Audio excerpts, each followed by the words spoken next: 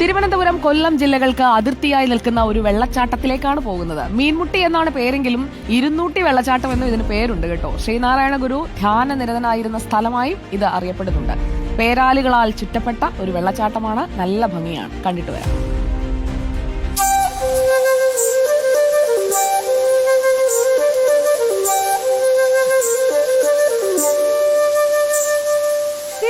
നഗരത്തിൽ നിന്നും ഇങ്ങ് മാറി കിളിമാനൂരിൽ നിന്നും ഏകദേശം ഒരു 4.5 കിലോമീറ്റർ സഞ്ചരിച്ചാൽ എത്തുന്ന ഹിഡൻ സ്പോട്ട് മീൻമുട്ടി വെള്ളച്ചാട്ടം.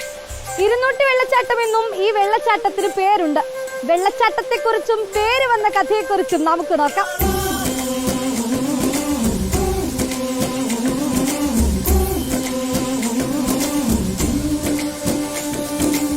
വെള്ളച്ചാട്ടത്തിന് താഴെയായി വലിയ പേരാൽ മരമുണ്ട്.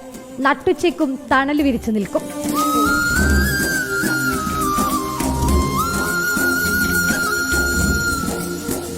ശ്രീനാരായണ ഗുരുവിന്റെ ജീവിതവുമായി ബന്ധപ്പെട്ടും ഈ പ്രദേശത്തിനും വെള്ളച്ചാട്ടത്തിനും പ്രാധാന്യമുണ്ട്.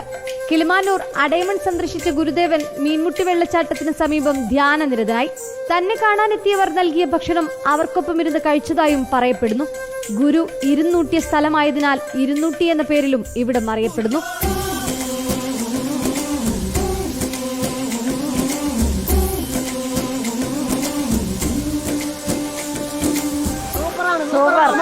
ഊട്ടിയിൽ നിൽക്കുമ്പോ ഒരു ഫീലുണ്ട്, മൂന്നാർ നിൽക്കുമ്പോ ആനാണ്, പൊളിയാണ്, സൂപ്പറാണ്.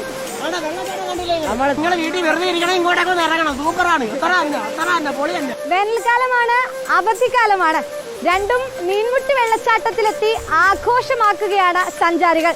ഏതായാലും യാത്രയെ ഇഷ്ടപ്പെടുന്നവർ ഈ ഹിഡൻ സ്പോട്ട് കൂടി ലിസ്റ്റിൽ ഉൾപ്പെടുത്തുന്നത് നന്നാവും.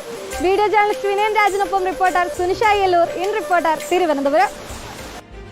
അപ്പോ മീൻമുട്ടി വെള്ളച്ചാട്ടമൊക്കെ തിരുവനന്തപുരത്തേക്ക് പോകുമ്പോൾ ഒന്ന് കാണാൻ മറക്കേണ്ട. പ്രകൃതിയിലേക്ക് ഇറങ്ങും. ആ പ്രകൃതി നിങ്ങളെ ഒരുപാട് സ്നേഹിക്കും. അപ്പോൾ നിങ്ങൾക്ക് കുറച്ചുകൂടി എനർജി റീഗെയിൻ ചെയ്യാൻ സാധിക്കും.